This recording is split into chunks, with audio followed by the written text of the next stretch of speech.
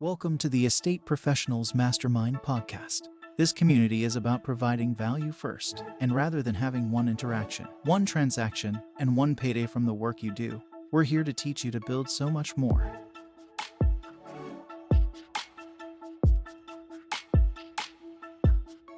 Hey, good afternoon. I'm Bill Gross. Welcome to the Probate Mastery Alumni Weekly Call. We do this every Tuesday, 12 noon Pacific, 3 p.m. Eastern Time. And this is really designed for people when they ask the question, well, how do we get started in building a business in probate real estate, either as an investor or wholesaler or as a real estate agent? And I get asked this question a lot. And to me, the answer is not a service you subscribe to. It's a process of commitment to becoming an expert. Chad Corbett was my coach in probate when I started about 4 years ago. And really challenged us to be experts, not in terms of crossing a finish line to become an expert, but to take on the attitude of always looking to improve, learn more, and be of more value to our customers on the premise that the money we make is a reflection of the value we create for other people. The Chad Corbett's program is probatemastery.com. And you might want to check out there. There's a bundle being optioned through the end of the year. We can get Probate Mastery and the Earn program, which is the second stage, Earn Attorney Referrals now. And you can buy both together for a discount. But in addition to all that, you'll see this call we call a podcast.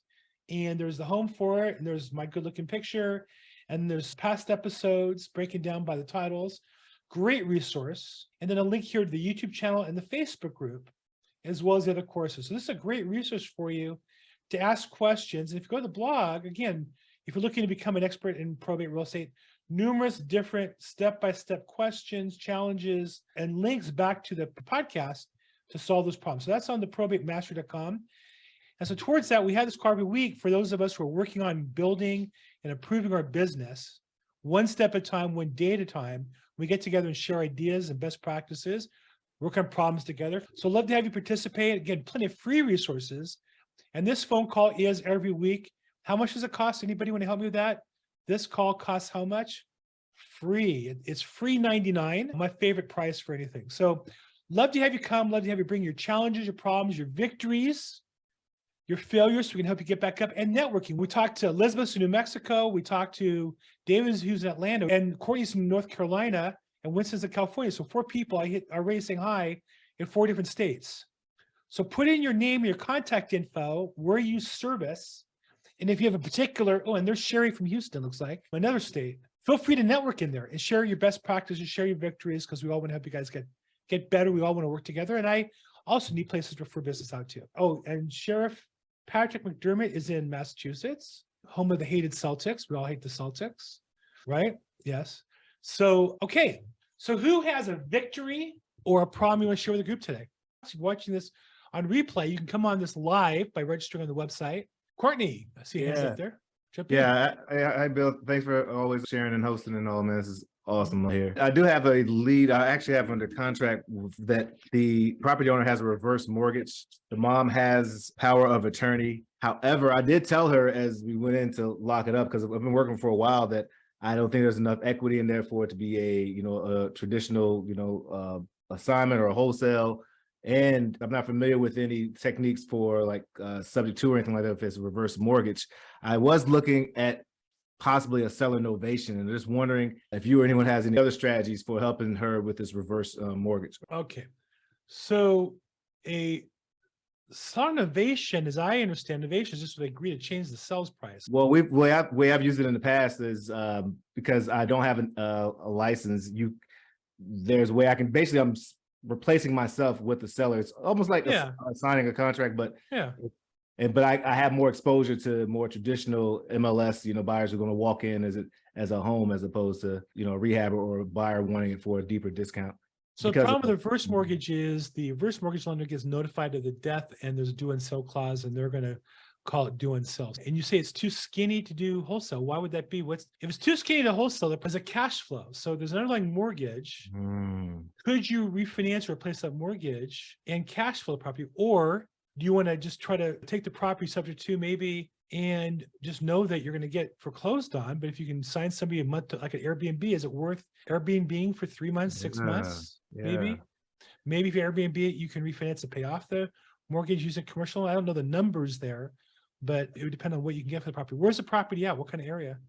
All right, it's in Baltimore, Maryland. It could be a rental area. Yeah, that is an idea to help perhaps suggest that she or even I could take a look and see if something I could add as a rental portfolio if anyone wants to do that and get the equity down or get it down enough for a refinance once if terms start making more sense or even if it just makes sense down the road. Okay. The problem is the reverse mortgage is probably getting called on fairly soon. They don't. My experience with them is you call them on the phone and they're all nice. Oh yeah, we'll work with you. Oh, we're a nice company. We're good people.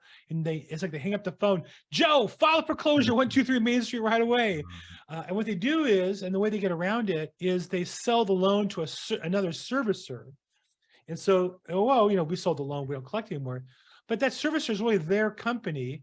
And it's a company that's just forecloses, and usually it's like a law firm, so they can't get sued. And so it sounds like, oh, well, we sold the loan. Sorry, no, you assigned it to your related company that's really just a foreclosure, basically just a group of alligators and crocodiles that you chase after people on properties, and you'll never talk to them trying to work a deal out. And be careful with the rentals because, I don't know Baltimore, but you get people in, getting them out can be challenging, and then if the loan gets called due, what's your liability? So you can't really give a long lease. You have to have one that is subject to them.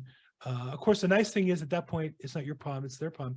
I had a client recently called me up and they found that the property that was vacant, they didn't need me, the property's vacant, called back, oh, we have a problem. Somebody broke into the property, it was gated and boarded, and then they broke in and then they rented it to somebody. Wow. So now my client has a squatter or a fraudulent renter or somebody, it depends on what you call it legally. So then on her own, she's talking to the guy saying, well, we probably can't sell it for a few months because I'm in probate. So, will you pay me monthly rent? I said, well, hold on. Once they pay you rent, they're a tenant. And in California, it's a little harder to get out than in other states. So I said, you need to get proper legal advice before you start accepting money, because that money you accept for a month or two, and they can just stop paying rent and live there. And in my experience in California, they could be there for 6 months or a year and you're stuck with them. Baltimore definitely has favorable tenant law. So I'll at least give her some options, and that might be one that's viable for her, at least put some equity back in there, or do something with it instead of just sitting there. Sure, okay. Sure. Okay. Appreciate that.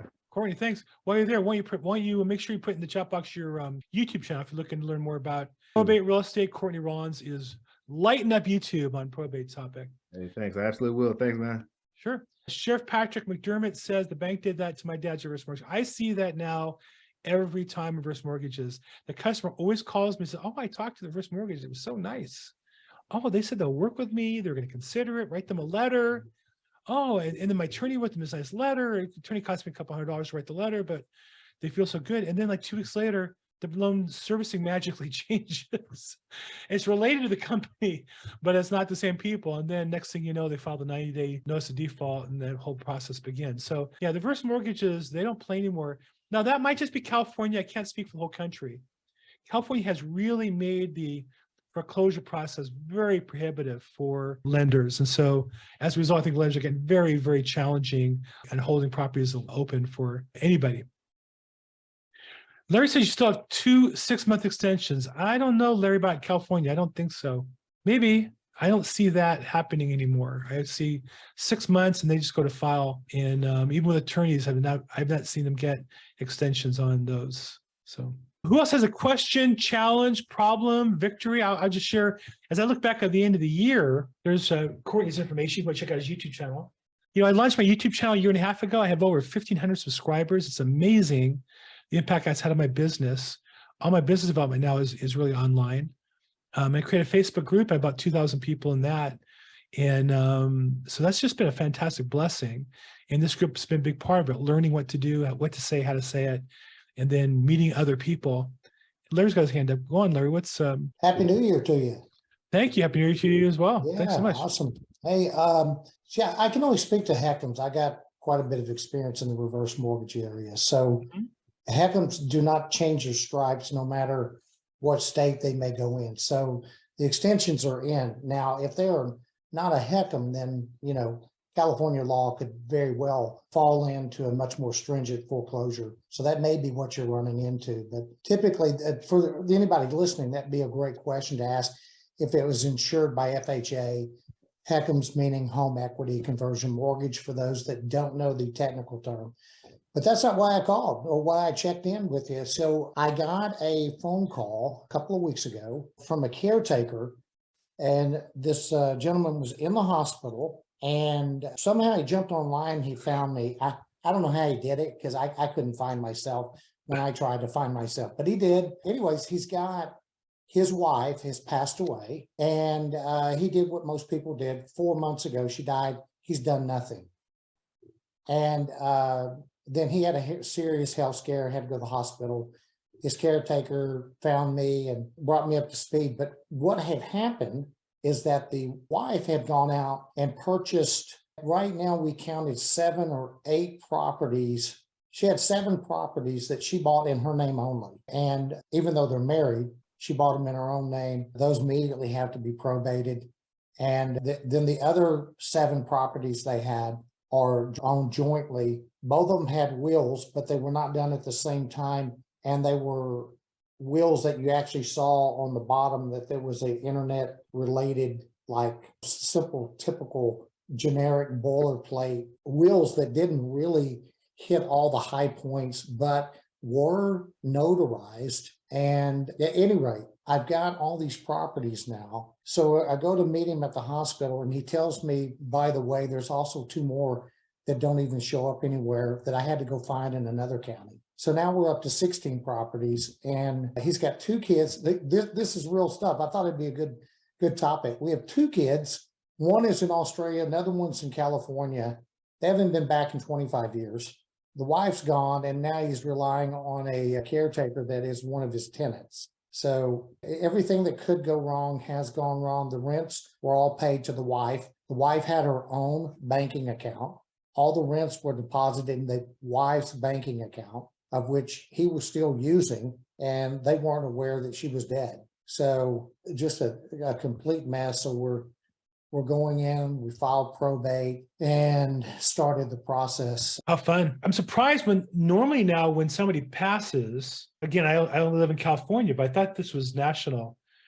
The death cert has their social security number on it, which used to be a security problem. But now there's a database Social Security makes available to lenders, and they close down bank accounts right away. So I'm surprised that he was able to use the bank account after the wife passed, because normally that wouldn't be possible. Unless that might be a clue that he's joined on the account. He may not know that. It might be her account, but he's also on it, so it makes it really his account too. Yeah, it turned out he wasn't. So how could that be? Well, the bank, he's been with the bank 25 years, and it's kind of like they see one, they think another. So it's like, I guess, I don't know, it's sloppy.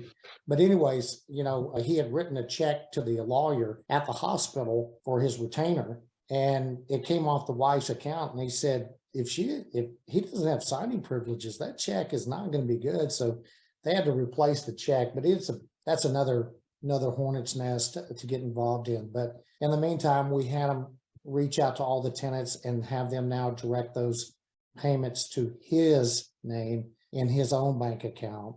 Because literally he has money from all these properties, but he didn't have anything because they were all on his wife's account. And he's a sound mind now. He has some physical issues, sounds like, but is he mentally full capacity? For right now, it's close. Yeah, he was able to understand questions. He was limited in his responses. I'm not sure if there was not a stroke involved there, but he was cognizant and he was able to answer questions and react to statements made. So the attorney that I brought over there felt like he was competent, but now he's rushing to put together an estate plan for him. I was going to say, because he said, he goes, while we're working on the probate, which is going to take some time, we have to put an estate plan in him that will carry out his wishes should he pass. Right. So there's some complications there, and he still wants to take care of the 2 children that he hadn't seen in 25 years.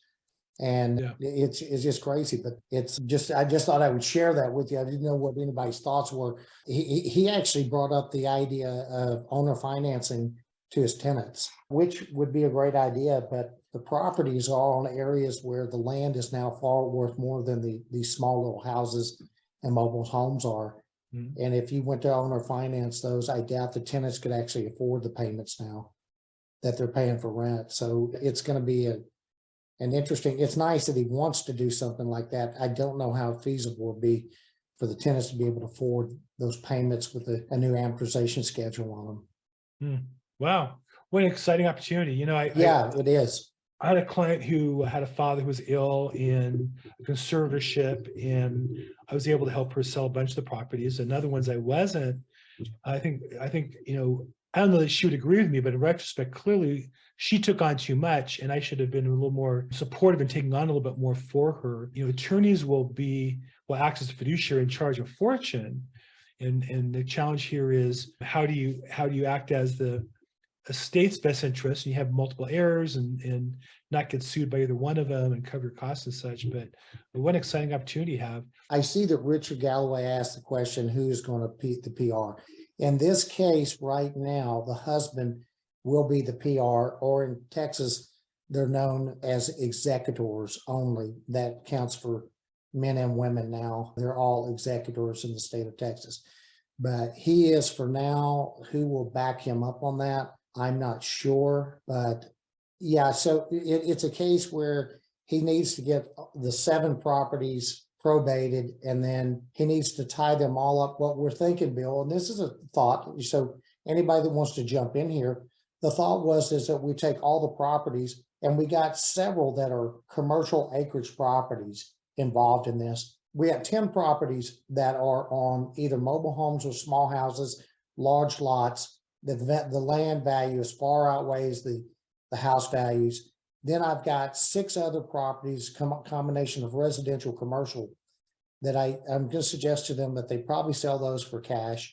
And then if you'd like to owner finance that as a block to an investor group, I think that would be a really good play for them. But kind of spitballing maybe some ideas, how would you, so the idea was early on was to possibly move all the properties into an LLC that the husband would control, and then he can name the heirs and successors and whoever else would control that LLC long after he's passed on. But then the LLC would be selling these properties.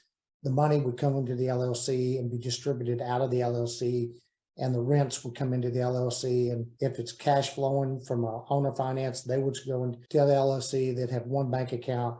That was kind of the rough off the top of my head, because I just got hit with it and had pulled the deed records and met the attorney. So that was kind of some of the ideas that we started with. If anybody or you, Bill, have an idea how you might look at that or what your suggestions would be, I'd be open to hearing them. Well, yeah, LLC, and then you have the stock of the LLC put in the trust. I think to my concern would be get everything into an estate plan and a private living trust as quick as possible, because if he passes in the next 30, 60 days, you're gonna have a huge mess on your hands. I've gone through that. And I think that I would get everything in. You can always get it in the trust, and then once it's in the trust, you have a trustee who can rearrange everything. Okay. But I would race to get it in the trust, because that's going to change things from a tax point of view and make control a lot easier. Even in Texas, all those properties, it's going to be a mess if he passes before they get into a trust. So that, to my way of thinking, that's the major thing. For those who are listening here now, Larry, when did you start marketing in probate real estate? Let's see, my letters went out in September. Like I said at the top of the call, he found me online on my website. Yeah. How long have you had a probate related website? 3 months. I mean, and you know, it's a generic one. I hope you guys are all paying attention here. Yeah, it's the generic one. And the guy said, of all the websites I looked at, yours was the most engaging and seemed to be the most encompassing. And I figured, why not call you? I talked to one attorney, and he was a real negative. And he goes, and then I saw your website. I read, a couple of pages. I said, this is my guy. And he called me. Right. And made the introductions, and there we go. So yeah, but it potentially could be 16 properties, 16 deals, or a combination of deals with an investor group that might buy a chunk of that portfolio, particularly the performing ones. So it could be a lot of fun. And your website is Denton County Probate Solutions? That's right. And I don't think if you listen closely to what he was saying, it wasn't just the website, it's also he fielded the phone call. And I think that one of the key things is marketing has to be authentic. So this comes across as somebody who's professional and caring, and they reached him and he was professional and caring. And so I don't think anything magical about the website. I think to me, it's a kind of like a basic entree. And then, but at the same time, you've got to be on these calls and in this material regularly and learning. So when you do get that phone call, you convert it into business. And that's what I think important. And then Larry, you're doing mailers in September. Are people calling you as a result of mailers, or are you calling separately? Or tell me about that. Yeah, so no, unfortunately, no one picks up the phone call because they got a letter. It's interesting. I've heard you talk about this before, and I think it's worth reminding ourselves again, is that when I do get a hold of someone on the phone, most of the time they'll go, I do remember getting your letter. I recall I got your letter, and it is a nice segue into going, oh, great. Well, then you probably know that, I got a group of people here that can help in all different kinds of ways, not just the real estate, but everything else in between. And that usually leads to like, well, what do you mean? And it kind of gives you an idea to go estate sales and yard sales and all kinds of stuff that they need and they're not even thinking about. But what is been really helpful with the letters is that it does give you the segue to talk, to have a little bit of credibility.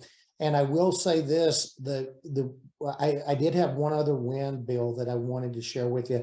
It was last Friday. I got a phone call. We had this big freeze hit Texas. So the people that are on the call are from Texas know, or it probably affected other parts of the country. She called me because I had made the point. She told me her house her sister's house wasn't insured. And I told her, I said, this is back in October. I said, well, gosh, I hope we don't have a big freeze or tornado come and tear the house up if that's all the value of the estate. And she goes, it is. And I said, you should get it insured. And she goes, okay, I will, maybe I won't. And I gave her a resource. She didn't do anything. She called me. She goes, I woke up this morning. I'm thinking about your letter. I got 3 now. Your third letter. And I'm thinking, I got this uneasy feeling, I never did anything about insuring that property. I said, oh my gosh.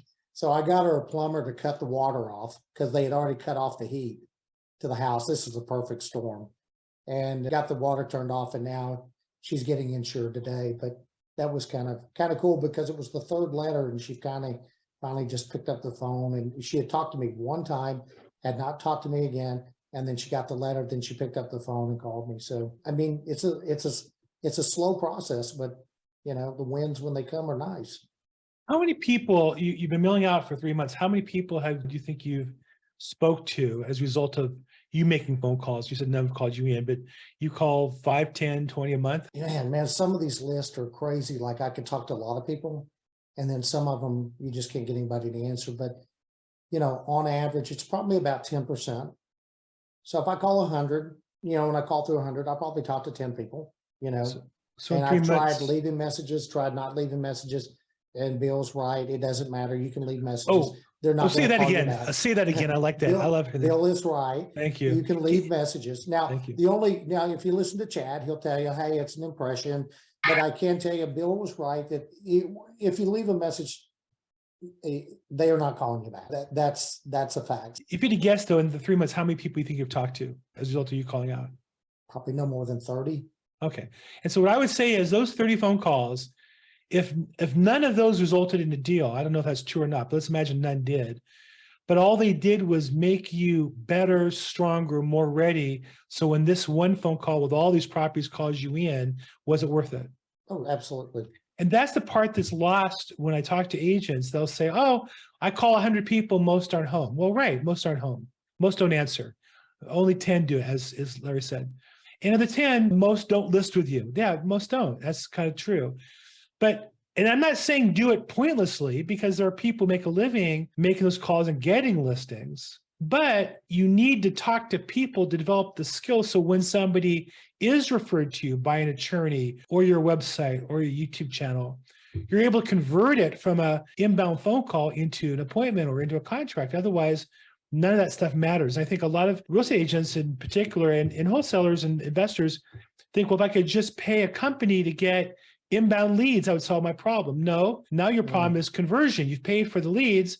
Now you still have to convert, and that's a skill you have to develop. So thank you for sharing that. Let me walk you through that. And then also, I know a little bit about Denton County. I know it's just north of Fort Worth, Dallas. That's right. Would you call it, suburban? Would you call it semi-rural? How would you describe where you live? It's more suburban, although, I mean, we still got some rural areas in Denton County, still not for long, but yeah, we still more urban now than the other. But I will tell you also another thing, Bill, that got me ready for that was actually, taking on your challenge that you had in the EARN course was to actually go to court. So, I took that up early on. It was I think it probably took my confidence level up tenfold. And just going to court and seeing how things work and who the players are, and it's not near as scary as you think it will be. It's actually fairly administrative in nature than legal in nature, but helpful. Good. Well, I love hearing that I'm right. So thank you for sharing that. Absolutely. Even though last week you voted for somebody else, but we changed your vote, so I got counted right anyhow. Look, congratulations, continued success. Let's stay in touch and hear how you progress with this. And I think the other thing, in business, in real estate, the mistake we make is we treat it like a job where we chase a transaction, get paid, chase one, get paid, chase one, get paid. The goal of the business is to build an asset. And so the goal of this business, yes, you want to close as many of these deals as you can. That's great. Make the customer happy. That's important. But this also gives you a lot of credibility with other attorneys and other families. And so we want to be asked the question, how can we use this work to build your business in the long run? Social media, whether it be making videos on it or writing blog posts about it or just sharing it with people as you talk to them on the phone. But and also relationships along the way. You say you referenced out insurance agent. Obviously, you have more chances for that the more business you do. But all those vendor relationships are potential referral sources back to you. So think about how to leverage this. There's nothing, for the last 2 years, monkeys could sell houses. Literally, you could take a monkey with a sign, put them on the boulevard, and they get a listing once in a while, and it would sell. Now it's going to require professionals. This is where the rubber hits the road. And the fact you're doing it is attractive to prospective sellers. They're going to maybe list with somebody else who'll drop the ball, or talk to somebody who doesn't know what to say and be concerned and come to you like this one did, it sounds like. And so you want to really look at how you can leverage this business for more business going forward. So congratulations. Yeah, I love that. And I am going to build on that very topic. What you just said is foundational truth, building a business and leveraging. I'm excited about doing more of that this year. Fantastic. Sure. Fantastic. Thanks so much, man. Happy holidays. Happy New Year. Yep. And again, the website is Denton County Probate Solutions.com. It's in the chat box. Feel free to check out his website there and reach out to him. And then Richard had a question a ways back, who's going to be the PR and the probates? And I think the answer he gave was he wasn't quite clear yet how they're going to handle all that. So whether it be attorney do it or he do it as a fiduciary. Okay, hand up. I see Winston Covington. Always glad to have you join us, Winston, from the OC. What's up, man? Thanks, Bill. Actually, I wanted to say something to Larry. I found your story very inspirational today. So thank you. I think it's a great way for me to end the year with that thought and to build on what you said, Bill, as well for next year. But a couple of things for me. Back to reverse mortgages here. Earlier in the year, I had a referral from an estate attorney. They had someone that had a reverse mortgage. The lady passed away almost a full year back. It was actually a year plus because they'd already filed the foreclosure. The foreclosure sale was 2 weeks away. And as tough as it was, I was able to postpone that so they could work that out. So it can be done, but it took a lot of tenacity and a lot of work working with the lender. We had a cash buyer. I provided all the documentation, and they ended up giving us a 6-month extension. They called it a COVID extension, but I didn't care what they called it. They gave it to us. So can be done. But a recent success story that just closed on Thursday, just before Christmas last week, is I was going through my list of referrals. This one was not that far from where I live, maybe less than a mile. So I drove past it, and outside needed some work. Talked to a couple of the neighbors there because I've sold houses in the area, and they kind of gave me the scoop of what had happened. The lady had passed away, and there was a caretaker that didn't really take care of things. went to call the PR and something said, Google this guy first. Okay. Googled him, found out that he's an attorney himself. Called him up and said, hey, I live in the area. I know the neighborhood. I said, my gardener lives in the area. It doesn't look really good. I'm happy to go ahead and have him take care of it for you. He really appreciated that. And just kind of left it at that. Sent him some pictures after it had been cleaned up, before and after. So then I sent him some information about, what's going on in the area, the comps, title, background, called him up. He appreciated that. And I asked him, what can I do to help you? Because he knew who I was. He knew what I do, but I wasn't really pushing him. I wanted to prove value. I wanted to prove service and let him know that I was somebody that had a team that could help him. He said, well, we're having a problem getting the caretaker up. So I went to go see him. We didn't work it out real well, I thought, but we eventually worked it out, got him out. He was very appreciative of that. They said, look, you got to get the property secured. Do I have permission to have the locksmith come in? He says, please do. He was an attorney out of the area, had that taken care of, paid for it myself. So, I wouldn't invite anybody to do all this, but, just for good faith, sent him proof of everything I did. Well, once I changed the locks, I set up a key. Okay. And we got together, each other. It was kind of a short impromptu meeting. I wasn't dressed in a business suit. I was kind of in my grubbles from, working around my house. He said, hey, just come on down. We met, walked through the house. He could see they needed a lot of work. I said, I've just got the people that can take care of that for you.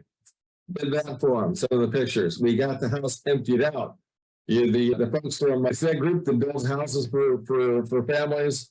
Can't think of the name of it right now. It escapes me. Habitat for Humanity. Habitat for Humanity came down, picked up most of it, got them a pretty nice receipt there for the estate's final tax filing. They says, hey, you've earned the business. You get the listing. So, did a few more things, got it up on the market, cleaned it up really nice with my cleaning crew. And it was tough because they were heavy smokers and the walls were yellow. And it felt like you were walking into a huge ashtray. You walked into that house. It took some work. Got that cleaned up, got it on the market, multiple offers, sold it for $20,000 over. Quick sale, just closed it up. It got the full 6%, and we're looking at doing more business because along the way, I did some more research and found out that he is a well-known estate planning attorney in his area. So nice close there just by offering service and value. And he loved the no trespassing sign idea. I reminded him about the lack of insurance on vacant properties. He appreciated everything that you guys have trained us and educated us about and improved value. And I'm hoping this is the beginning of more business in the future. Nice, very nice. Well, thanks for sharing a good story. Just the last piece you mentioned about insurance got a little tougher lately in California as far as insurers. If you have a good vacant property insurer, hang on to them. And just know that people will say to you, oh, yeah, no, I can get that done. Don't be surprised they call you back an hour later. Do you have that insurance guy? Because it really has become more of a specialized practice to have anything to offer. But congratulations. And again, I think it's so important to create value. I'm in business like you are. And so rekeying a property, I keep a separate credit card just for those kinds of expenses. And I track them and bill the estate or the attorney or whoever. And so far, I've always gotten paid back. But I'm in business. I invest money where I need to build my business and not shy about that. So thanks for sharing that with us as well. Okay, great. Well, thank you, Winston. So I see in the chat box a question coming from Joseph that if a property is in foreclosure, the heirs can file a bankruptcy to stop the trustee's sale in order to buy time for the executor for the probate process.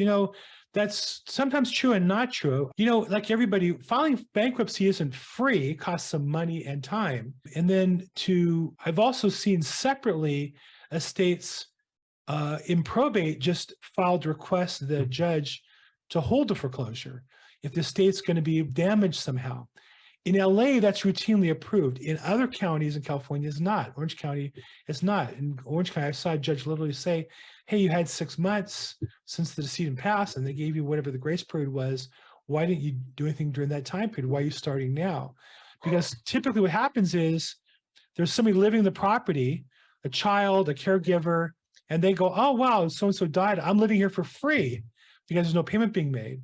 And they get a notice in the mail and they just keep throwing them away. And then eventually it becomes foreclosure. So it might be true you can get, there's different ways to delay things, bankruptcy being one.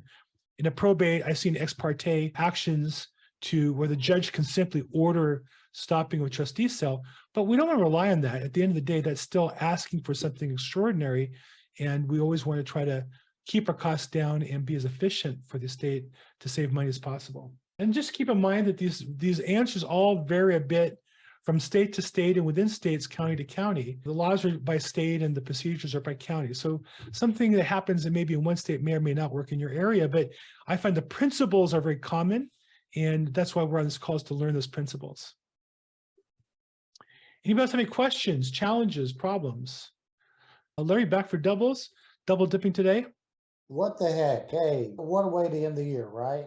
Yeah. So I know how you feel about leaving messages on the phone. What's your thoughts on email as a second or third point of contact? I don't know if anyone is looking at maybe doing email to complement their phone calls or what have you. What's your thoughts on that? Well, first thing I would say in sales, our goal is to build a relationship. And so there's a scale of intimacy. You know, there's probably the lowest level is email, the next level up is text, next level up maybe is phone call, then maybe a Zoom call, and then maybe meeting them in person. The goal is to move up that chain of intimacy in your communication. And so for me, you know, if I get referred somebody, now if you're talking about cold, it's against the rules to send somebody email without their permission. But if an attorney gives me somebody's name and number and their email address, I will try to call them and then text them why I called them and email them right away. I'll do all three. And then I'll call back again, maybe the next day or the end of the day. And again, I'll do all three, because some people rather communicate via text, some via email, and some via phone. I'd like to raise the level of intimacy, but some people are trying to avoid intimacy. Same thing.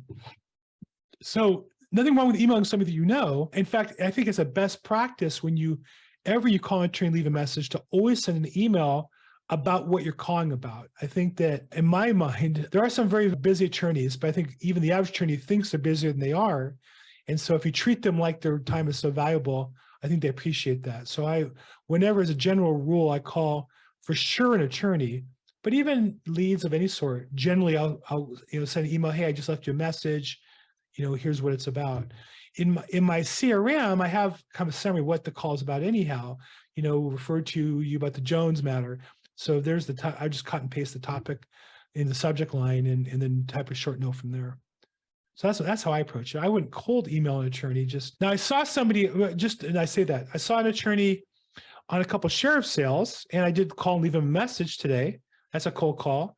And then I sent him an email summarizing why I called you, but it's not really cold. I'm talking about a sheriff sale. Mm-hmm. I think I needed to qualify that question. I think I meant it more for the applicants, PRs, executors. I don't think emailing an attorney cold is probably the better way to reach them.